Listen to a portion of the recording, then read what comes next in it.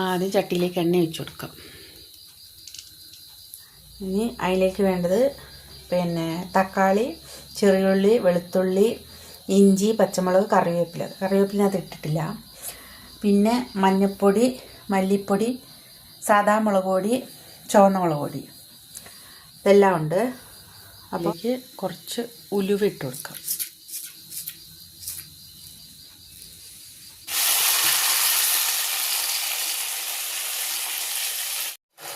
ഇത് വഴണ്ട് വന്നു.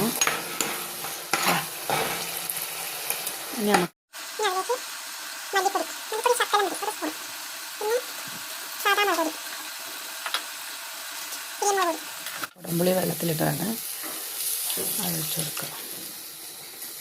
അയല മീൻകറിയാണ് വെക്കുന്നത്.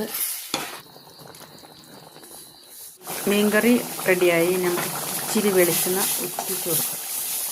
ശകലം മതി. ചുക്കിട്ടിയിലയും മുരിങ്ങയിലയും ചമ്മന്തി ആക്കാൻ പോവാണ്.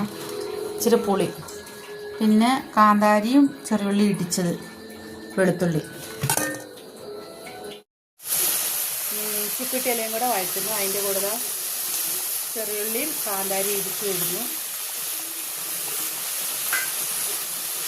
പിന്നെ വെളുത്തുള്ളി ഇടുന്നു,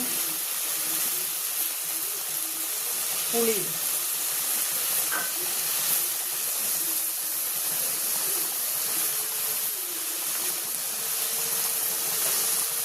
പുളിയിട്ട് നന്നായി വഴറ്റിയതിന് ശേഷം നമുക്ക് ചമ്മന്തി അത് വഴറ്റി ഏകദേശം വഴന്ന് വന്നതിന് നമുക്ക് ചമ്മന്തി ആക്കി എടുക്കാം. ഇന്നത്തെ സ്പെഷ്യൽ അത്താഴം സ്പെഷ്യൽ മീൻകറി, മുരിങ്ങയിലയും ചുക്കിട്ടിലയും ചമ്മന്തി.